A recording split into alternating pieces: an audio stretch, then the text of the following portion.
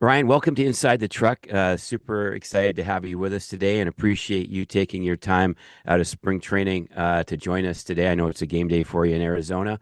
How are things going so far in Surprise? Well, it's the weather's beautiful coming out of the Midwest this time of year, and we're excited. We think it's going to be a good season for us. I know you're a Royals fan, Paul, so I'm not going to tell you anything you don't already know. But there you go. It's the old classic powder blue There you at go. that. So, I have four children, and so it's always bittersweet when I get on the plane to fly to spring training because I'm leaving my family. We're beginning another 7-month marathon, hoping that we can survive it without any terrible chaos. And but when I land, I look out the window of the plane, I see the palm trees, I get a ride to the spring training facility. This is our 24th year here now in Arizona, and there's so many people here that I've been working with for 15, 20, 25 years. So I really get to work with my friends. So that sadness turns into excitement pretty quickly in one day. So you answered that question just so I can't think of another word, romantically about the thoughts and the feelings. That's baseball in a nutshell, isn't it? Isn't that part of the beauty of the game? There is something about the weather, Steve, that, if you're in the Midwest or you're in Calgary or even if you're in North Carolina, I mean, we're going to deal with some cold and it just seems to drag on. And there's something about baseball that's not just the daily companion of it, being on every single day, but we know we're going to hear birds chirping when we're listening to baseball. We know there's the sun's going to be up longer. It's going to be warmer. So I think that's why there is that romantic connection between the sport and the season. Uh, that kind of leads me right into my first question. Baseball. How do you balance your storytelling, Ryan, and with letting it breathe?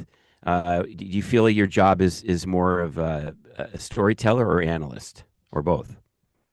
Yeah, that's I think the job has changed. I remember I started in the mid 90s with the Minnesota Twins. I was 24 years old and surrounded by some of the all-time greats. And one of those was Ernie Harwell. And I had a long talk with Ernie one time and asked him, what was it like when you started compared to doing the game now? And he said something I never forgot. He said, it is harder for you than it was for me. Because back then, there was very little television, so nobody really knew what the stadiums looked like. And they really didn't know a whole lot about the players, and they didn't know a whole lot about the numbers. So their job was just to describe what Fenway Park looked like and try and tell a story here and there about a player that was not a superstar and mix in a statistic every now and then. But they basically were just describing what was in front of them. Well, his point was today, I mean, we're not just storytellers, but as you put it, we're supposed to be analysts. I mean, we used to, I say we, the job required basically just being a reporter. Now I think you're expected to be a columnist too. You're supposed to have an opinion. Um, I can describe Fenway Park all that I want if I'm doing a radio game, but most of the fans know what Fenway Park looks like. So I think it's changed in that we have to be a lot of different things, but circling around to your question and weaving in those things, we can also make the mistake of forgetting that most of the people are tuning in because they want to watch the game. And so we may have the greatest story in the world or the greatest stat in the world, but when we start trying to force a square peg into a round hole, those stories get lost and those statistics get lost. So I think what I've tried to learn, and I continue to learn, is that sometimes you just have to sit on a really good number and a really good story until it fits what the game allows you to do. Otherwise, I think you can just come across as annoying. So you talked about Ernie Harwell, the legend. Yeah. Your dad was somebody in Major League Baseball, Rookie of the Year, 1965 with the Dodgers in the National League, coached and managed for quite some time. What did you learn from your dad to bring you where you are now about playing or about broadcasting? So, Steve, when I look back on being 24 years old and being in the major leagues, I think I was given the benefit of the doubt, having grown up in that environment, that I would know how to conduct myself. And I think that was probably what I learned from him more than anything else. I was excited to be there. I was surprised that I was there at that age, but I was never in awe. of the environment. I was never in awe of the players. I respected the players and I was excited to watch them play in person or do an interview with them or just introduce myself to them. But I knew that they were human beings. I knew that they had problems at home that, like the rest of us did. I know that some of them had good marriages, some of them had bad marriages. I knew that some of them were good fathers, some of them were bad fathers, some of them were nice guys, some of them were jerks. So I think that was my advantage of having been around a major league clubhouse, really going back to when I was about 7 years old, 7 or 8 years old. And another advantage I had too, Steve, as far as conducting myself, and when I first, I'll never forget it. I was at Dodger Stadium. I grew up in Los Angeles. My dad was coaching for the Dodgers, and it was 1979, so I was 8 years old. And I had my little Lefebvre Dodgers uniform on. It was oversized, and the hat was too big. I had wristbands on that were going up my forearm because they were too big. And I went out to shag batting practice. And my dad said to me, pulled me aside. He was the hitting coach and first base coach. And he said, listen, these guys have a job to do. This is a privilege for you to be out here. You need to stay out of their way. If you want to go out there and shag, you stand on the warning track, but you stay out of their way. If somebody comes up and talks to you, that's fine, but you don't go up and talk to them.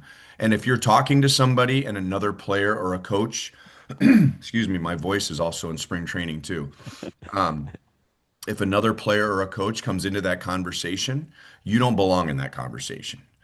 So I'm 8 years old taking all this in. Well, I can tell you now I'm 55 years old. This is my 32nd year broadcasting in the major leagues. And if I'm on the field talking to a player or coach and someone else comes over, suddenly I'm 8 years old again. And I feel like I don't belong in this conversation. So that goes all the way back to the very beginning with my dad and how to conduct myself around major league players, coaches, managers, front office. I mean, that still sticks with me today. Kansas City has quite a roster on the broadcast side. Denny Matthews, Jake Eisenberg, Steve Stewart, yourself, Rex, Jeremy Guthrie, Joel Goldberg, Jeff Montgomery. That's an all-star and a lot of years of broadcasting experience beside you and that you get to talk to and associate with and work with every day. My question is regarding Denny Matthews, day oneer with the Kansas City Royals, 57th season in the MLB. Working with Denny, what have you learned the most about broadcasting from him? Man, we'll have to do a whole nother podcast for that. Denny was exactly what I needed when I came to Kansas City. I'd been with the Twins for 4 years. I went to the University of Minnesota. So I wasn't a native Minnesotan, but I think they kind of saw me as one of them, having gone to college there and playing baseball there. When I came to Kansas City, I was not one of them at all. And you've been a Royals fan long enough to remember that when Fred White, who was Denny's partner on radio for 25 years, was fired, I mean, they almost burned the stadium down. And here comes this 28-year-old from Minnesota with no ties to the organization, no ties to the community. And it was hard. I mean, I knew it was going to be hard. And thank God there was no social media at that time. I was the criticism for me was reduced to, and this will date the story, a letter to the editor or someone calling into a talk show to tell them how much they hated the new guy that came from the Minnesota Twins. But I knew every night that I had 100% support for 2.5 or 3 hours from the guy to my left. And my first year with the Royals was Denny's 31st year with the Royals. Wow. So he had built up plenty of reputation and respect in Kansas City. He was there for the glory years of the 70s and the 80s. And now I'm getting ready, I'm closing in on 30 years now with the Royals. And I wouldn't be here without his support in those early years. I mean, he gave me credibility on the air. We would talk baseball on the air. He would ask me questions where he knew the answer to it, being, during his play-by-play innings on radio, and I was the so-called, I guess, analyst chiming in every now and then. But we would have conversations about topics, excuse me, where he knew the answer to the question, but it was his way of bringing me in with the fan base and and and and selling my credibility as a college baseball player and son of a major leaguer and with some major league experience. And I mean, Paul, I know you listen to our television broadcasts a lot. I quote Denny Matthews all of the time. I've learned so much from him. I mean, I met my wife in Kansas City. All four of my kids were born in Kansas City. I mean, none of that happens if he doesn't support me in the early years like he did. So, what does the average fan, that's a great, I can just picture him with his metaphoric arm around your shoulder as you're working, which is Yeah. a beautiful vision. So, what does the average fan not understand about doing baseball on television? What would they not realize is something that you consider or something you have to work into your job that they would never know? I think I think rightly so. There's a there's a craftsmanship that goes with doing the game on radio, the ability to describe, because until we open our mouth, I mean, people have no idea what's going on.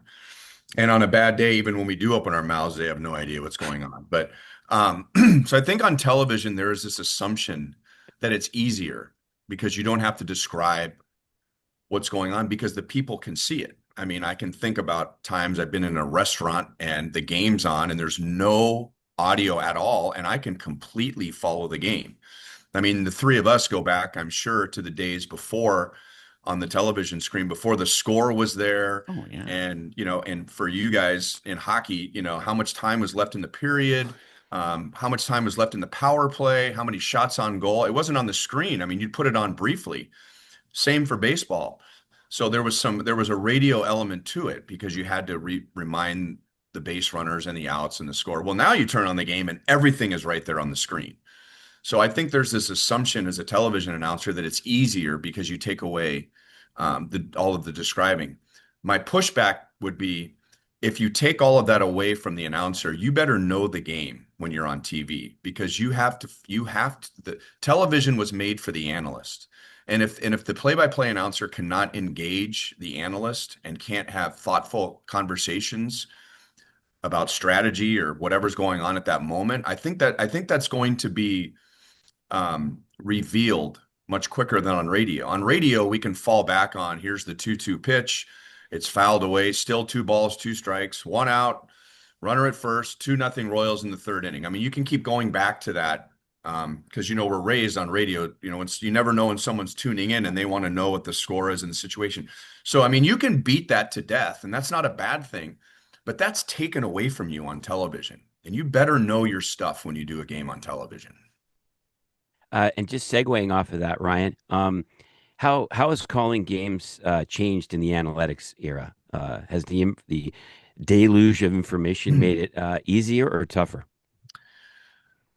Well, the older I get, um, I think there's an assumption that, we're the old school guys and, we don't need these analytics. We know the game. I mean, the game has always been about analytics. I mean, you go back 20 years, 30 years, 40 years, there was always a number or a series of numbers that the game was fixated on. And the teams that were winning really focused on this. And I'm sure in all of those eras, there was the ones that came before that said, well, we didn't need that number back when we played. Now there's just a lot more numbers, but they're still important because they shape the way a team builds its roster. It shapes the way a manager manages the game. It shapes the way how long they leave a pitcher in and when to bring in a reliever and matchups and all that. So I think because because of the computer, there's so many available, but they're not all meaningful. And so I don't know what you guys feel about it from your point of view, but I still believe that the vast majority of our audience, I'm going to say at least 80%, and I think I'm low, gets up in the morning, goes to work, comes home, has dinner. If they have a family, they spend some time with the family at the dinner table, hear how their day went, and they put on the game in the background. And if the game is good, they'll pay more attention to it. If it's not, they won't. They might stay up later if it's an entertaining game. And when the game's over or it's time to go to bed, they turn it off. They wake up the next day, they go back to the office, they run into someone in the hallway and they go, "Hey, did you see the game last night?" And they talk about a big moment. What do you think about the move that they made? And that's it. And then they move on. And I think if we spend too much time on social media, we think that all the fans are spending their whole day sifting through all of these numbers and trying to put this big jigsaw puzzle in their minds together instead of just enjoying the game. So my point is that the numbers are important, but they have to be numbers, I think, that are attractive to that 80% or more. Some of these numbers, it takes two batters to explain to them what it means. And by the time you explain it, the situation doesn't exist anymore. So the very long answer to your short question is I think they're important, but I also think we have to, this is public speaking 101. We got to know our audience. And I think the amount of fans that really care about those numbers, they've already made their um, they've already made their assumptions without us um, affirming those or denying those on the broadcast. I appeal more to the fan who just loves baseball and wants the Royals to win. Just a quick aside, and I'll take this out in the edit, Paul. I don't know if you guys know that Bill Mazeroski passed away, Oh, I didn't. 89 years old. Oh, So, okay. Okay. yeah. Yeah. Okay, now I'm going to pick it up here. Okay. Paul, of all the answers we've ever had on the podcast, that is the most one that's on point that I've ever heard about recognizing what your audience wants to hear and what they don't want to hear. And in that vein, Ryan, when something happens, a walk-off home run, something you can't believe, the place is going nuts.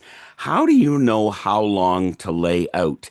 Because I remember in hockey as a producer, somebody told me one time, you'll just know. You'll know when to Yeah. put the replay. And I'm like, what does that even mean? I'll just know. Sure enough, it happened, and I just knew. Do you have a cardinal rule, or what do you do? By feel? What's your deal there? Well, we talked about the influence that Denny Matthews has had on me, but I grew up in Los Angeles and my dad was a Dodger. And so my first influence was Vin Scully, and who always seemed to have the right thing to say at the right moment every single time, except when there was a really big moment, and then he would say nothing. And you know that in his mind, he had something that was probably really clever and very fitting. But if you listen to some of his great calls where somehow he just pulls in exactly what's going on. Kirk Gibson's home run in the '88 World Series, in a year that has been so improbable, the impossible has happened. And you're like, man, how come I never think of stuff like that? Or when Hank Aaron broke Babe Ruth's record and he summed it up about, a black man getting a standing ovation in the Deep South for breaking the record of Babe Ruth. If you really sit back and listen to those statements did not come right away. He's and I knew Vin as a kid because we didn't live far from each other. My mom was actually closer with him than I was, and I got to spend some time with him in 2003 when we went to Dodger Stadium. I did a long interview with him, and I got to sit in the booth with him, and he remembered me. He remembered that 8-year-old kid running around the stadium, and it was a light. It was a if there's time, I'll share stories about, but it was a life and career changing moment spending some time with him. But the more that I listened to him as a professional, not as a fan, and like, what is it he's doing so well? Well, I've heard him say before, there's nothing he could say that could match the excitement of the crowd, the bench, the players, whatever. The only thing you can do is ruin that. But what you can do is while you're laying out and allowing that to come through the television screen or through the radio, is you can give yourself some time to sort your thoughts. What am I seeing? I don't think Vin Scully would have jumped right in with that reaction to Henry Aaron unless I think he said he took more than like a minute or a minute and a half and he went to the back of the booth and poured himself a cup of coffee and just let the moment soak in.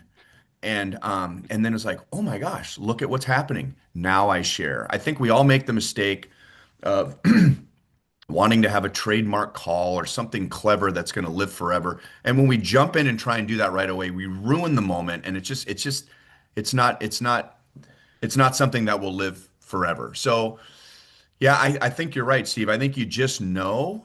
But I can say this, I've never felt like I laid out too long, but there have been times where I felt like maybe I cut it short, if that answers your question. That's a perfect answer. Hey, we'd really be interested to hear if you could just kind of encapsulate the chat that you had with Vin, because let's face it, he's if not one of the best, the best to ever do it. So as a kid, he was the voice of the Dodgers, and I had no idea how good he was because I wanted to be a player. So I wasn't focusing on how good he was. He just, when I heard his voice, it was time for Dodgers baseball, as he said it. But when I got into broadcasting and started to figure out who I was and started to do my own broadcasts, this is the mid 90s before you could get on the internet and just listen to any broadcast you wanted to. You might get lucky where I was when I was in Minnesota at the time, visiting my grandparents in Wisconsin, and I'd be out in the middle of nowhere, and suddenly, all these 50,000 watt stations are coming through, and I'm hearing all these broadcasts I never heard before. But when I got a chance to listen to Vin, I mean, he was like a freak of nature. Like, how is he doing this? I mean, has he seen this game already? And he wrote a script, and then they're playing it back. Um, so I was just like, I was blown away at how good he was. And about that time, though, is when he started to cut back on his travel. Interleague play comes around in 97. And for the first several years of interleague play, the Expos were playing the American League East. The Blue Jays were playing the National League East. We weren't really, it was our sister division. It was years before us being in the Central played the National League West and the National League East. I mean, it was the same teams over and over again. So when we did branch out to the other divisions, Vin wasn't traveling. The Dodgers came to Kauffman Stadium and he didn't travel. But then we went there in 2003. And I was so excited, first of all, to go back to my childhood home and the ballpark where I ran the concourse as a little boy during the games with all the other, with Manny Mota's kids and Rick Monday's kids and um, Ron Say's kids and Don Sutton's kids.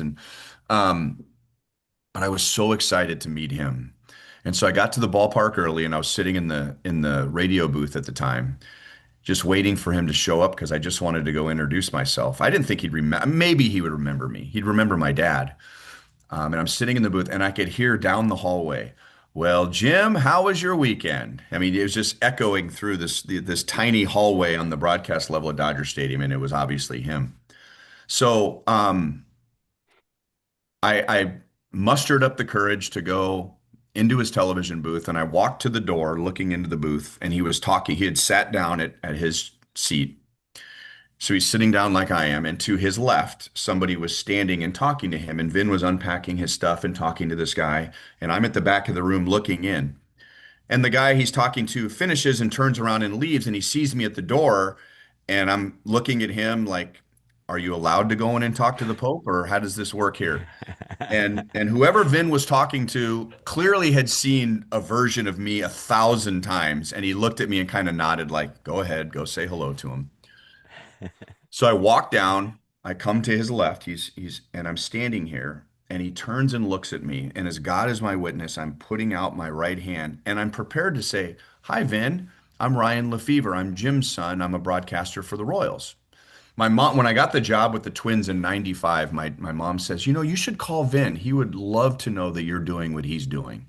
And I was like, "Yeah, and I'll call Tiger Woods and tell him that I golf too, while I'm at it." I'm not doing what he's doing, Mom. Um, but I never reached out to him. So this was the first time. And I looked, and he looked at me and he said, "Well, Ryan, after all these years, look at you." And I'm just like, "Oh my gosh, he remembers who I am." Well, um, he didn't remember who I was. I'm sure he would go through the media guides knowing that we haven't played the Royals in forever. Who are there? Is Denny still there? Oh, Ryan Lefebvre's broadcasting for the Royals. If I had passed him in the hallway or on the street, he wouldn't have been like, "Hey, Ryan Lefebvre." He hadn't seen me in 20 years at least. But he was prepared for me to come. He knew that it was probably going to be a big deal for me to come into the booth and talk to him. And before I could even greet him, he was greeting me, and he asked me to sit down. And we just I was just another announcer for 15 minutes, and he was telling me about Dodgers players, and I was telling him stories about the Royals that I knew were perfect for him that he could use on the air. And we were just colleagues for 15 minutes. And so when I say it was career changing for me, when that series was over, I wrote him a letter, and I gave it to his stage manager. Boyd Robertson, who'd been with him forever. And I said, "Hey, could you give this to Vin?" And I don't know if he read it or not, but I it was life changing because I realized, I was never going to be as good as he is and was.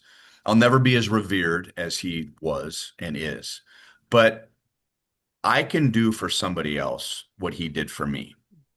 So that if I'm in the broadcast booth and somebody comes in and a fan is excited to be there and they watch us on TV, I can be Vin Scully in that moment. And I began to realize that, as great as he was on the air, if you had any kind of encounter with him, that would trump anything he did on the air. We all remember how he made us feel. That's outstanding. Thank you for sharing that with us, Ryan. That's awesome. That's like one of those I can't believe I get to do this moments, right? Yeah. All three of us have worked in the business and at some time have had one of those. In addition to that, Vin, what would be your second most I can't believe I get to do this moment? I mean, probably the two World Series years because, you being a Royals fan, I mean, we were really bad for a really long time. We went 29 years in between trips to the postseason. And at that time, that was the longest streak in North American professional sports, not just in the major leagues. I'm talking minor league hockey. I'm talking minor league baseball. I'm talking about professional soccer. I mean, you name it, 29 years. And suddenly we're Hmm. in game 7 of the World Series with the Giants in 14.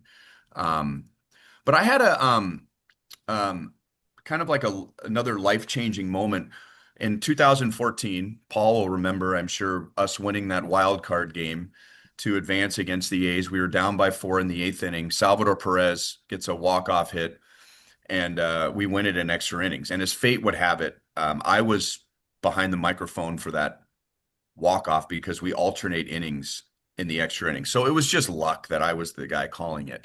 Um, and having been on so many bad teams for so long, we would go to stadiums and before they announced the starting lineups, there'd be this great video montage of the history of the Yankees and there's these iconic calls and I would look to my right and there's John Sterling, and those are some of John Sterling's calls. And what would that be like that every game they play you saying Yankees win or the Yankees win the World Series? And then to my left, there's Michael Kay and there's some of his calls. Or I go to Toronto and Tom Cheek, touch them all, Joe. They play it every night. And I look to my right and there's Tom Cheek. And it's like, how cool would that be?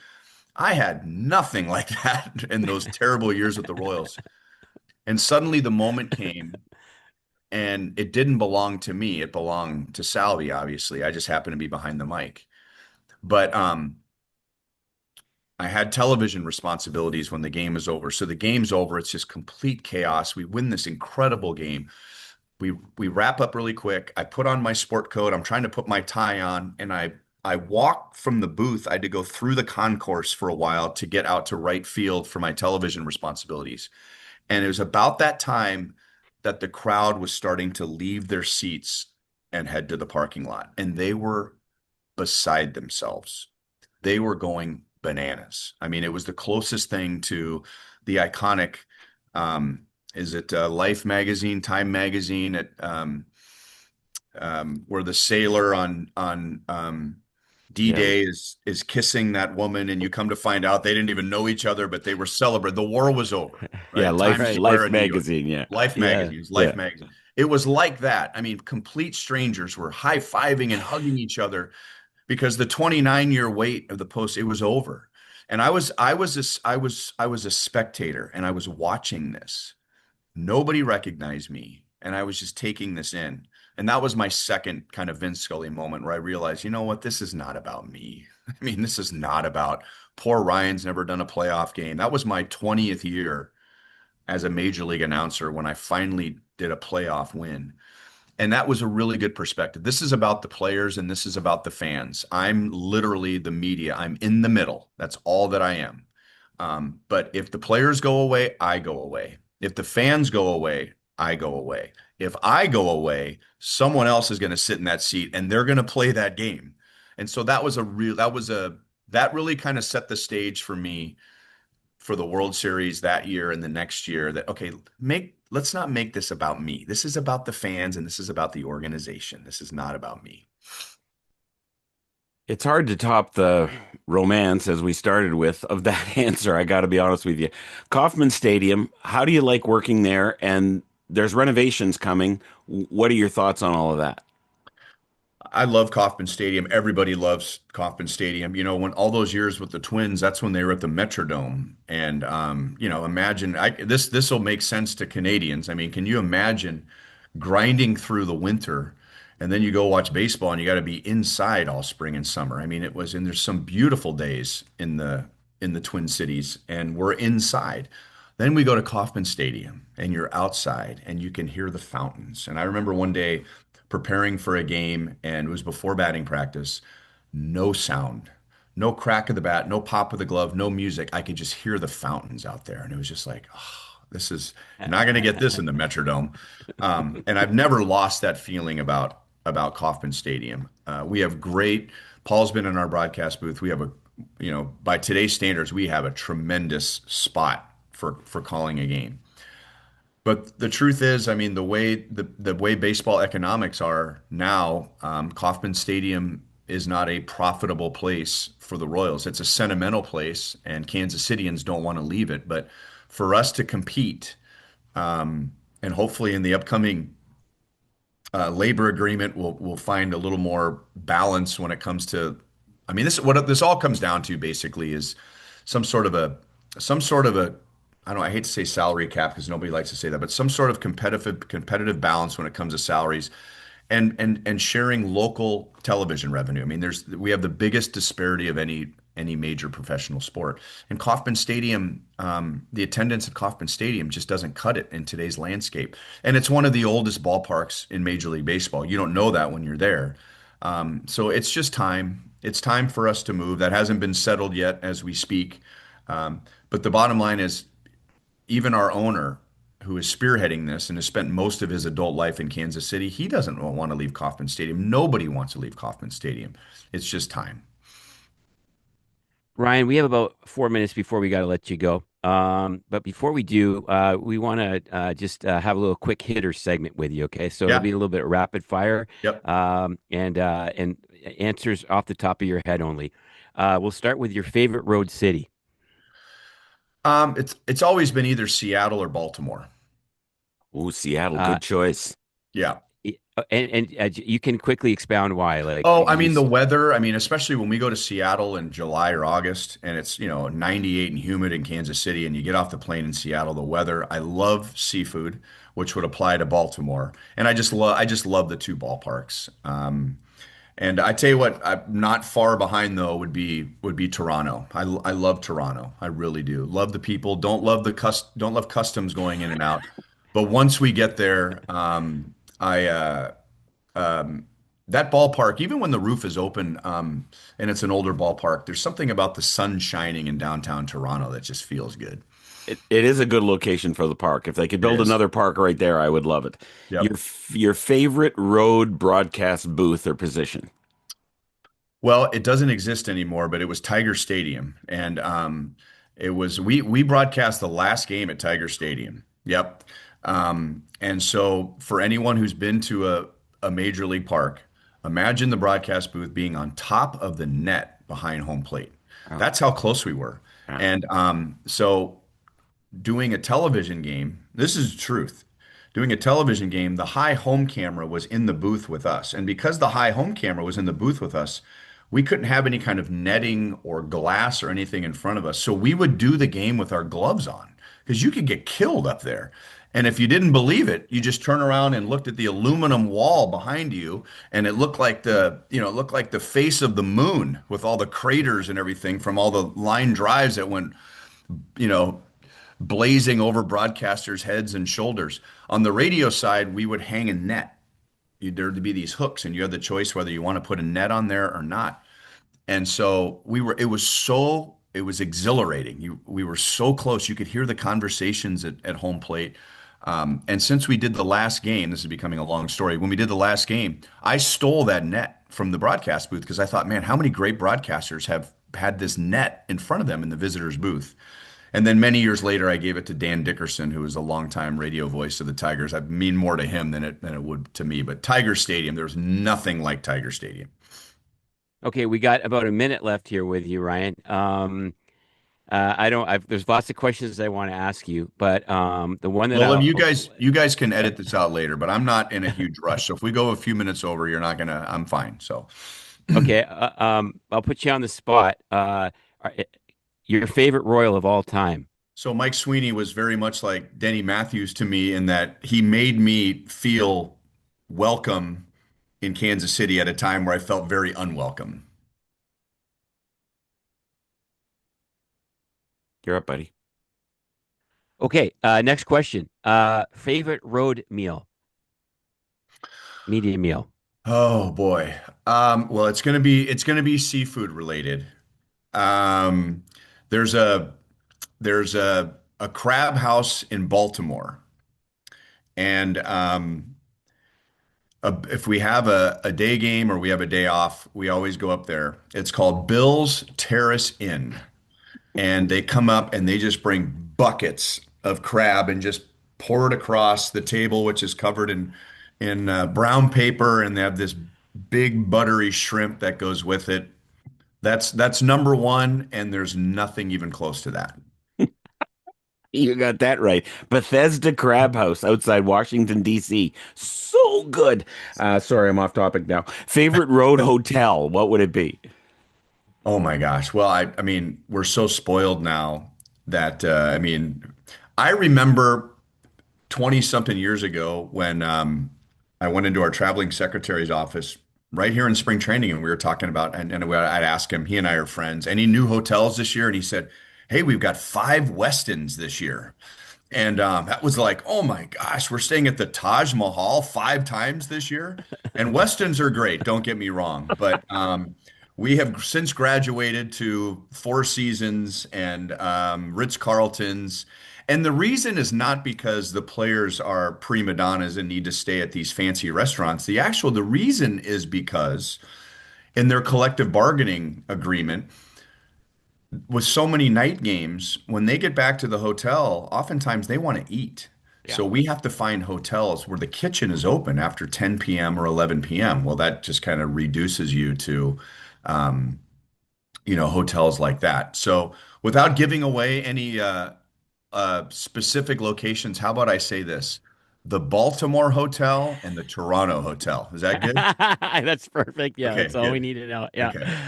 Okay. Okay. Toughest player's name you've ever had to pronounce? Well, I'll defer to Denny Matthews on this one. I'm trying to think of one that I struggled with. Um, but it's another spring training story. It's a Denny Matthews story. First inning of spring training, and the Royals have Tony Graffanino at third, Mark Grudzalanek at second, and Doug Minkiewicz at first. No, they didn't. And No, they did. in typical Denny Matthews fashion, there's a ground ball to third, and they turn a double play in the top of the first inning. And Denny goes, and a ground ball to Graffanino, to Grudzalanek for one, to Minkiewicz for two. And with that, I'm going to declare myself in midseason form. That's awesome. Steve, That is brilliant. If you listen to the Royals as much as Paul did, Oh that's my, just me quoting Denny Yeah, Matthews again. it's oh awesome my though. It's God, so that's awesome. fantastic. Yeah. Never Oh, wrong, always awesome. All right, oh my Steve. What God. you're next. What do you got for Ryan? Most underrated Kansas City Royals player of your era, Ryan. Excellent question. Ooh. Oh my gosh, that is a if you do this long enough, you've been asked the same question, different versions of it over and over again, and then there's one of those, and it's like, gosh, wow. You can thank Mr. All Hemming right. for that one.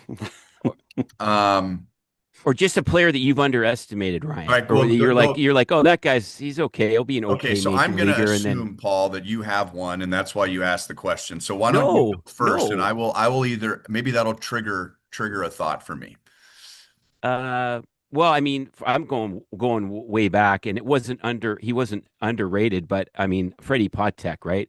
Just for me, like I was a little kid growing up, and I was always the smallest kid on my baseball team. I was always one of the smallest kids on my hockey team, and I just loved Freddie because he was just like it didn't matter. He played like he was 6'5", and had the power of of Jack or Bobby Witt Jr., right? So I just loved him because and he played a gritty position, right? And he played it well and he played it tough. So for me, it was like he was just a player that you would just think not he was not considered a superstar by any means. But for me, he was a superstar, not just because I was a Royals fan, but because I just saw what he did every day in and out and the level that he played at and the level of grit and determination that he played with and the infamous, the memorable shot of him crying his eyes out in the dugout at Yankee Stadium, like that for me, like, I mean, I can close my eyes and remember those moments like they were yesterday. That's how indelible they are for me. And they were what, I don't know, 40, 50 years ago. So, Well, yeah. I'll throw out a couple. I'll throw out a couple that you'll remember. Um, David DeJesus and Billy Butler, and two players who played really well on some really bad teams. Billy Butler got to play on the 2014 team. He was not on the 15 team.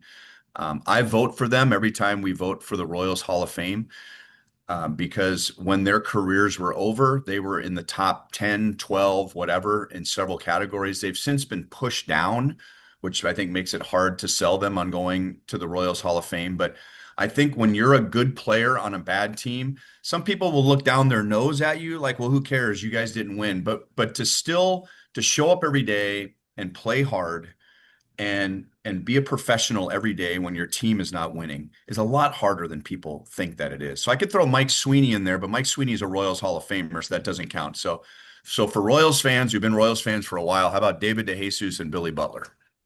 Those are really Billy good Butler. names. Yeah. Billy Butler, never wrong there. Funniest Royals player off the field that you know. John Mayberry. And I was not broadcasting, and he was a Blue Jay for a while. He I was. was not, and sorry, by the way, if I'm being presumptuous here and making all these Blue Jays connections because I'm talking to you guys here, but um, I was not broadcasting when he was a player, but I went on winter caravans with him, Mm. and the bus rides from stop to stop were so funny. The stories were so good. Another guy that goes along those lines is a former Royals manager named Tony Muser, who was there for the early years that I was there. He was the same way. Great storyteller, funny stories. George Brett is the same way. And it occurred to me, guys, and you having been in sports for a long time and being around great storytellers, whether it's a player, coach, or a broadcaster, um, there's one trait about a good storyteller that defines a good storyteller versus one who's not a good storyteller. And that is if he can tell the same story 10 times and every single time he tells it, you're still hanging on the edge of your seat and it's still a great story. Some people tell a story one time and you're just wondering if there's a fork that you can stick in your eye to just make the pain go away. But I've heard George Brett tell and Tony Muser and John Mayberry tell stories over and over again, and they're just as funny the seventh time as they are the first time. That's a good storyteller. And you know what? I love it too. Like I can just picture George Brett, like, hanging around the third base coaching box, just kind of pacing up and down the line with a story that probably goes for like 5 to 7 minutes. And you're hanging on every word of it, right? Like, cause it's just the way he weaves it and builds it and sort of pauses and just then he hits you with the punchline. It's the best, And man. I there's a can just little envision. every time he tells a story, there's a little detail you've never heard before. And Yeah. I don't know if it's true or not, but it Yeah. adds to the story. Yeah, awesome. Okay, you did touch on Kauffman Stadium earlier, but I'm going to just peg you down to just pick the one best thing that you love about the K. Um, I think it's just going to be the fountains, because it's so unique. And there's been a couple of ballparks since that have tried to add some sort of fountain feature to their ballpark, and it's not the same. But I go back to that first time when it was almost completely silent at Kauffman Stadium, and I could hear the fountains. So it's not just seeing the fountains, it's hearing the fountains. And they're not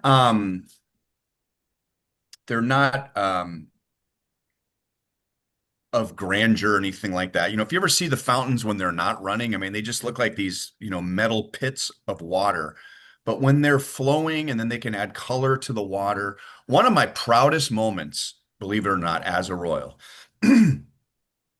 when the Giants beat us in Game 7 of the World Series at Kauffman Stadium in 2014, the Royals turned the fountains orange so that when the Giants celebrated on the field, we opened that up to them and made it feel like home as much as possible. As painful as it was Right. for us, Yeah. we had the class and the foresight that we were going to turn it blue if we won that game. We turned it orange for them.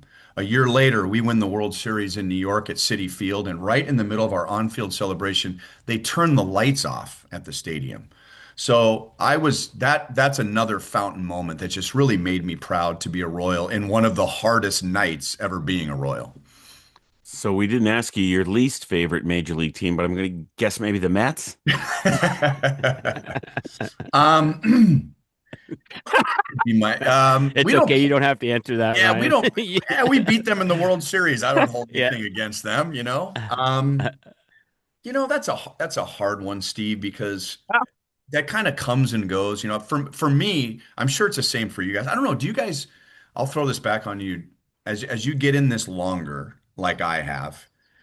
Did you find yourself like me that you didn't really cheer for or root against teams? You were more cheering for or rooting against people, like a broadcaster who'd never done the Stanley Cup before. Like you want them to win, or you guys liked another crew and you hope that they would get a chance to have a good year, or there was a player or a coach you were really pulling for, or vice versa. There was a jerk, that you tried to deal with and get on the pregame show and he wouldn't do it and you didn't want to see him win the Stanley Cup. I find myself rooting more for people than I do teams. 100%. And I think it's a team thing in terms of connecting with other people. Like, I Right. really want this guy to have that experience. I worked 5 Stanley Cup finals. I really want somebody else to do that. Paul directed the Stanley Cup final a few years ago, and it was as if I was as happy as he was to do it, to watch him to do it. Yeah. So I think you're absolutely right. Yeah. Right. When it all's said and done, it's the memories and the people that will last forever, right? When we're sitting at Shady Acres in our rocking chair waiting for the meal room to open, it'll be, I remember that guy. He was a really good guy. Or I remember, Yeah. it's not the score. Can't tell you what the records were or the wins, losses, but it's all about the people for sure. There's Um, first time I ever sat in a broadcast booth in my life. My dad was managing the Mariners and we were at old Cleveland Stadium and I was majoring in broadcasting in college. And he arranged for me to go because the dugouts were tiny and I used to sit next to him in the dugout, but it was tiny in Chicago. And he said, I'm going to have you go sit up in the Mariners radio booth just so you can see what that's like. And I sat next to Rick Riz.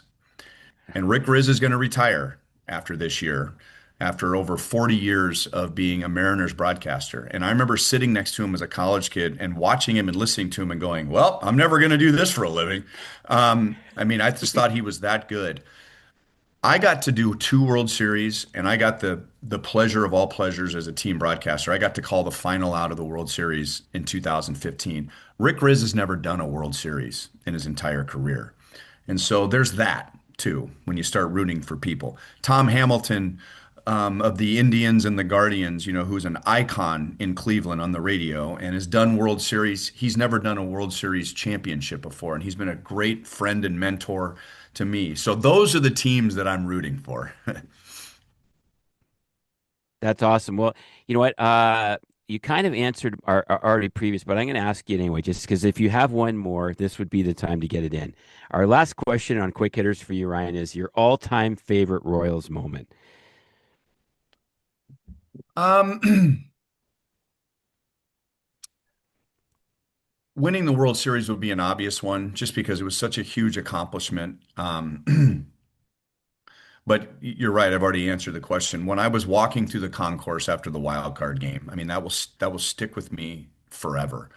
Um, I actually got to, and then a close second to that would be when we beat the Orioles in the ALCS that year. I don't remember the score, Paul, but we swept them in 4 games.